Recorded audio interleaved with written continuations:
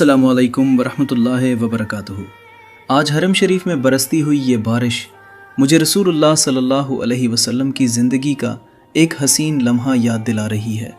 ایک مرتبہ مدینہ منورہ میں بارش ہوئی تو نبی کریم صلی اللہ علیہ وسلم نے اپنی چادر کا کچھ حصہ ہٹا دیا تاکہ بارش کے قطرے آپ کے جسم مبارک پر پڑیں۔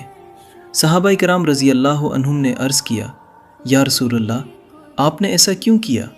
آپ صلی اللہ علیہ وسلم نے فرمایا، کیونکہ یہ ابھی ابھی اپنے رب کی طرف سے آئی ہے۔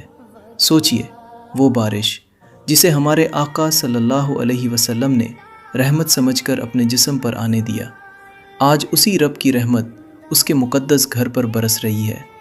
کاش ہم بھی صرف اس منظر کو دیکھ کر نہ گزر جائیں، بلکہ اپنے ہاتھ اٹھائیں اور دل سے یہ دعا کریں، یا اللہ، جس طرح تو نے اپنے گھر پر رحمت برسائی ہے، ہمارے دلوں پر بھی اپنی رحمت، مغفرت اور ہدایت کی بارش نازل فرما، آمین۔